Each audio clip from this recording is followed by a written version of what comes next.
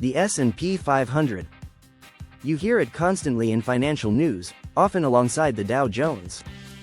But what exactly is it, and why is it so important? Let's break it down. At its core, the S&P 500 is an index that tracks the stock performance of 500 of the largest publicly traded companies in the United States. Unlike the Dow's 30 select companies, the S&P 500 offers a much broader snapshot of the overall U.S. stock market and economy. Think of it as a wider lens, capturing a more diverse range of industries and company sizes. These 500 companies are chosen by a committee at S&P Dow Jones Indices, based on criteria like market size, liquidity, and sector representation. It's not just the biggest companies by stock price, but a selection designed to be representative of the broader market. So, how does it work?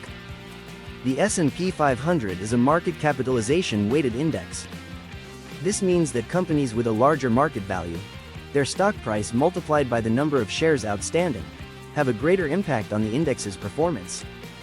For example, if a giant like Apple or Microsoft has a big move, it will affect the S&P 500 more than a smaller company within the index. Why is the S&P 500 so important? Many financial professionals and investors consider it the best single gauge of large-cap U.S. equities and a proxy for the U.S. economy. Because it includes 500 diverse companies across various sectors, its movements generally reflect the health and direction of the overall American stock market. When the S&P 500 rises, it typically indicates a positive trend in the broader market and investor confidence. Conversely, a decline suggests a more challenging economic outlook or investor pessimism. It's a key benchmark that many investment funds and retirement plans aim to track or even outperform.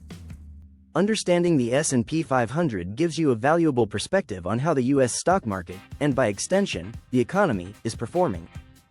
It's a powerful tool for gauging market sentiment and economic health. If you found this explanation helpful, please give it a thumbs up and subscribe for more straightforward financial insights. Thanks for watching.